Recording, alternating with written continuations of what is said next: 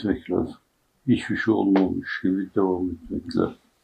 Şeytana rağmen sizin aleyhinizde evrilen, çevrilen komplolar falan, bütün bunlar hepsi şeytanın işleri. Hazreti Üstad diyor ki, umuru hayriyenin muzurmanileri olur. Şeytanlar bu hizmetin hadimleriyle çok uğraşırlar. Demek ki size karşı yapılan bütün kötülüklerin arkasında ta Hazreti Adem de insanlar karşı düşmanlığı başlıyor. Şeytanın asarı, naber yüzilesi, şeytanın işi. Bu iş öyle saf, öyle duru, nefsimize ait, şahsımıza ait işin içine bir şey karıştırdığımız zaman işi bulandırmış oluruz. Ben de kendimden çok emin değilim. Evet, çok doğru bir çizgide hayatı sürdürdüğüm kanaatinde değilim. Tamamen fena fillah, beka billah, maallah deyip Allah'tan başka bütün mülahazaları kafadan silip atmak icap ediyordu ama ihtimal ki onu yapamadık. Ve bugün bunlara maruz kaldık. İnşallah sizler o boşluğu doldurursunuz.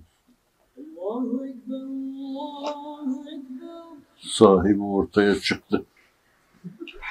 İnşallah böyle katlana meseleyi yarınlara taşırsınız. Allah'ın izniyle etiyle.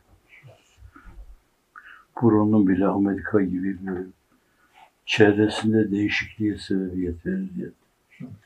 Farklı görmüş, farklı duymuş, farklı tanımış oldukları Müslümanlık.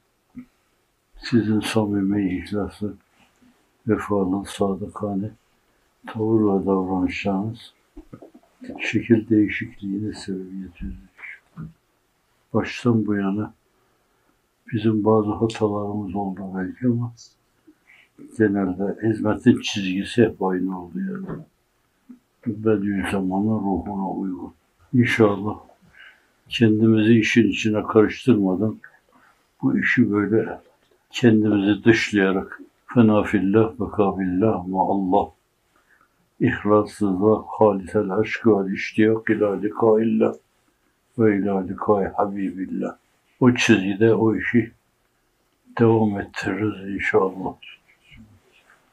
Onu ifade ederken kendimizi işin içine karıştırma, işi bulandırma demektir.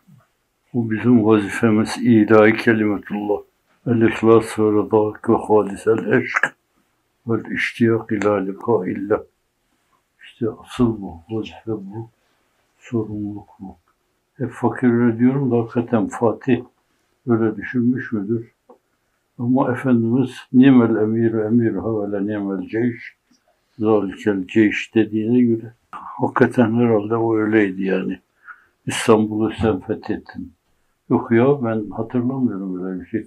Hızır Çelebi vardı orada. Bir Ulubatlı Hasan falan gördüm ben onlar. Bir şeyler yapıyorlardı onlar da. Kendini nefy etme böyle. Her şey nefki nefte. Yok olsa var olur.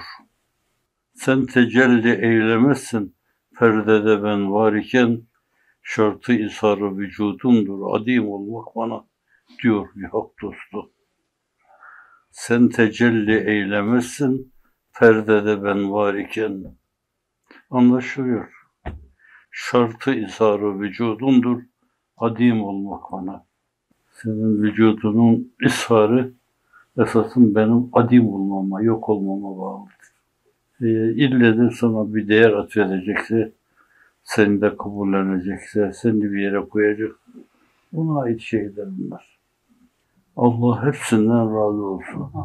Bu arkadaşlarımızdan da, deminki hemşirelerimizden de Allah razı olsun. Cenab-ı Hak çok daha önemli, hayırlı hizmetlere vesile kılsın.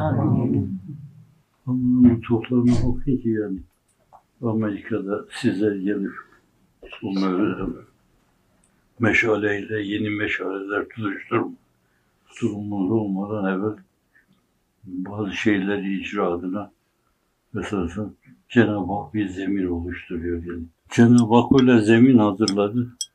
Böyle sanki işte siz bu hizmetleri yapın, Aynı zamanda böyle bir araya gelin burada.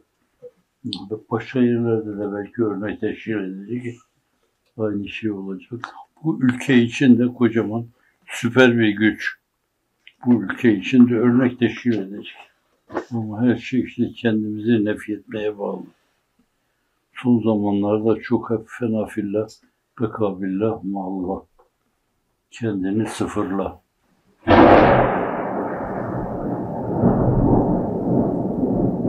Ben de varım diyor. Yahu ben inanırım sen her zaman var olduğunu. Rahmet. Kendini hissettirme, duyulma. Eskiden de böyle risaleler okur. Deponun varlığıyla alakalı didinir dururduk da filan. Bu şimdilerde her şey gözümde biraz daha böyle büyülü gibi geliyor. Böyle insanların işte mahiyeti insaniyede, insan anatomisinde, ise küre arzda, ise bütün kainatta cereyan eden şeyler böyle kendi kendine oluyor gibi gelmiyor yani. Her şey daha açık, daha bariz, daha belli. Onu ifade ediyor. Her ses ondan bir name, her mesaj ondan bir name.